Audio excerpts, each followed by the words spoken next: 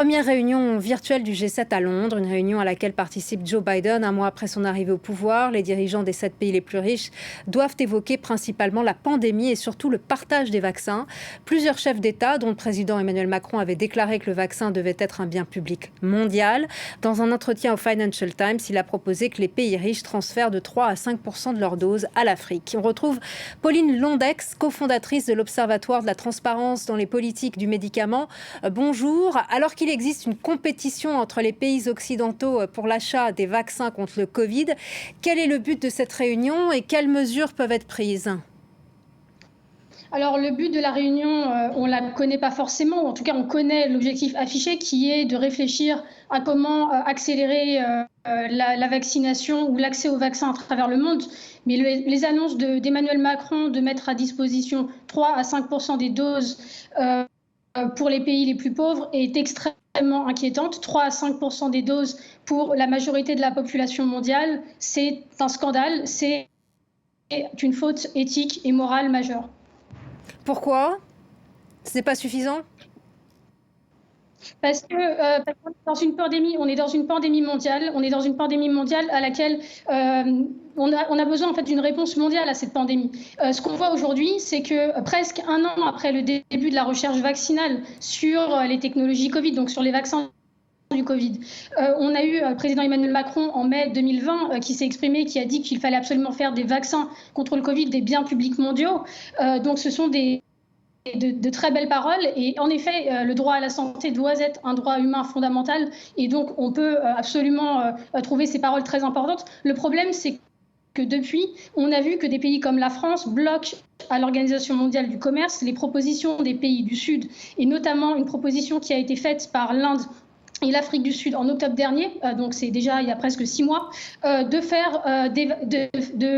lever les barrières de propriété intellectuelle sur l'ensemble des technologies Covid. En fait, ce qu'on appelle un waiver, donc cette levée des droits de propriété intellectuelle sur les technologies Covid, qu'est-ce que ça permettrait ? Ça permettrait aux pays comme l'Inde, comme l'Afrique du Sud, de produire eux-mêmes leurs vaccins. On voit bien ce qui se passe actuellement, on voit bien que les pays européens ont du mal à trouver des doses de vaccins pour leur population.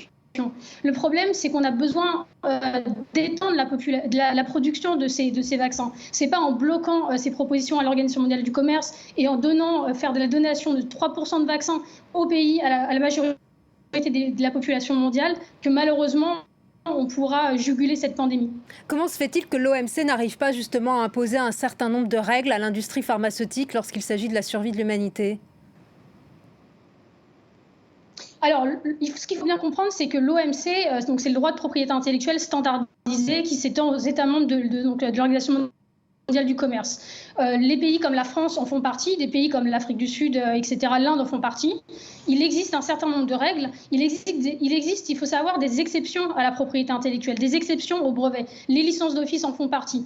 Lever les droits de propriété intellectuelle dans certains moments, pour certaines raisons, par exemple pour des urgences sanitaires comme celles que nous traversons aujourd'hui, en font partie. Donc, les demandes des pays du Sud dans le cadre de l'OMC s'inscrivent vraiment dans ce cadre-là, s'inscrivent vraiment dans le cadre de l'Organisation mondiale du commerce. C'est un accord, l'accord TRIPS, l'accord APIC sur la propriété intellectuelle, c'est un accord qui a été signé par l'ensemble des pays. Donc, on ne demande pas quelque chose de révolutionnaire, on demande de pouvoir utiliser les exceptions à la brevetabilité qui se trouvent dans ce cadre-là et qui permettrait aujourd'hui d'accélérer la production de vaccins. Parce que malheureusement, ce n'est pas en bloquant la production qu'on permettra aux pays les plus pauvres d'avoir accès. Donc si on suspend provisoirement le brevet, ça accélérerait la production. Le problème, c'est qu'est-ce que ça changerait comment les produire ? Reste le problème de la production. Absolument.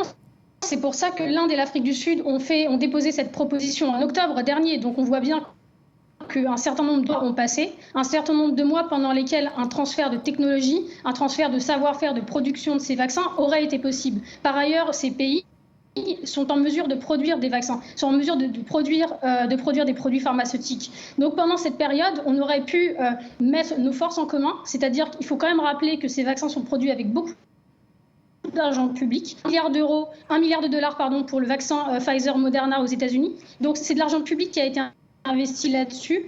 Si les firmes pharmaceutiques ne sont pas en mesure, les multinationales, de produire pour l'ensemble de la population, on peut le comprendre compte tenu de la demande exceptionnelle. Dans ce cas-là, il faut permettre aux autres pays de le faire. Et donc peut-être que ça mettra un certain nombre de temps, mais entre octobre et maintenant, on aurait pu mettre ça en place. Et c'est pour ça qu'il est scandaleux et que c'est une faute éthique et morale majeure de la part du président Emmanuel Macron de bloquer la proposition des pays pauvres à l'OMC. Pour être concret, si on suspend le brevet, par exemple, qu'est-ce que ça changerait pour des entreprises comme Sanofi? Est-ce que Sanofi pourrait produire plus rapidement le vaccin à ARN messager en reproduisant celui de Pfizer ou de Moderna? Absolument, absolument. Sanofi ou n'importe quelle autre firme pourrait produire sous licence d'office ou dans le cadre de cette demande à l'Organisation mondiale du commerce, pourrait produire. Sanofi pourrait produire, toutes les firmes pourraient produire les vaccins des autres firmes, bien sûr sous réserve que ces vaccins passent les barrières, les questions réglementaires, c'est-à-dire qu'ils soient acceptés par les agences du médicament. Mais en tout cas, n'importe quelle firme pourrait produire les vaccins. C'est ça que ça permettrait. Et donc, ça permettrait d'accélérer la production et donc d'accélérer la lutte contre cette pandémie. La législation actuelle sur la licence d'office, elle peut être appliquée ou est-ce qu'il faut la revoir? Non, la législation actuelle sur la licence d'office, elle est tout à fait applicable. Elle est applicable pour de nombreuses conditions, une fois de plus, dans le cadre des droits de l'Organisation mondiale du commerce, pour défaut de production. Donc là, c'est le cas. On n'a pas suffisamment de doses produites pour répondre aux besoins. Elle peut être utilisée, la licence d'office, également en cas d'urgence sanitaire, ce qui est le cas à nouveau, et pour des raisons de santé publique. Et là, c'est le cas à nouveau. Donc on a quand même de nombreux éléments qui nous permettent au niveau juridique d'utiliser la licence d'office. Par ailleurs, AstraZeneca dit par exemple qu'il vend ses vaccins à prix coûtant. C'est 10 fois moins cher que Pfizer en Europe. Qu'est-ce qui légitime cela? Alors là, une fois de plus, sur la question des prix et des coûts de production, on a un gros problème qui est l'opacité. C'est pour ça que notre observatoire demande depuis de nombreux mois une transparence sur les différents éléments qui permettent d'arriver au prix, à la fixation du prix d'un vaccin ou d'un produit de santé. Donc Pfizer ou AstraZeneca, en effet, ont des prix différents. Ils les justifient par les coûts de production ou par d'autres raisons. On a besoin d'une transparence totale sur ces différents éléments pour pouvoir évaluer la légitimité des prix. Mais en tout cas, ce qu'on peut noter de façon certaine, c'est que Pfizer va enregistrer des milliards de dollars de profit sur la vente de ces vaccins Covid. Ces vaccins Covid, c'est un peu un abus de langage de dire ça puisque ça a été financé par beaucoup d'argent public. Donc c'est plutôt nos vaccins Covid.